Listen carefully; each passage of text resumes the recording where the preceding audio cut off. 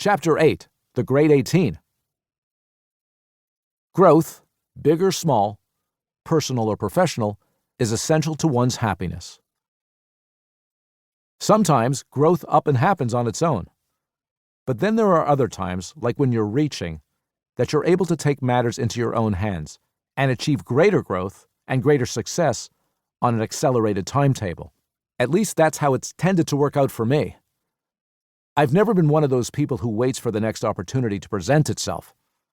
I'm always out there looking for it, reaching for it, doing everything I can to make it part of my reality. I believe we make our good fortune. Landing that first part in a feature film, being awarded a scholarship at Ryerson, catching my big break at CBC, becoming head of CBC Sports. All of those opportunities came about because I put myself out there, because I reached. Naturally, reaching doesn't always get it done. It's not enough to simply set your sights on a goal. You have to earn your way to it. Sometimes, there's a hurdle you can't seem to get past, or maybe a hoped-for opportunity doesn't have your name on it.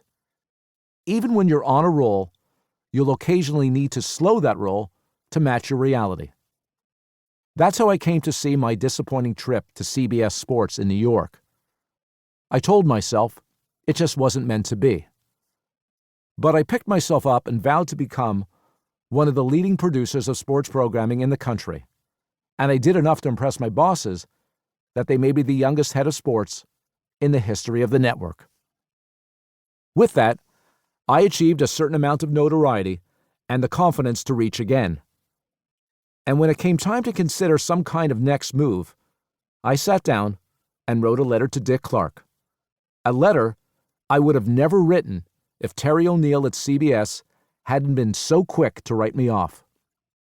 In it, I shared the story of my career, going back to the grand CBC experiment that brought me to the network right out of college.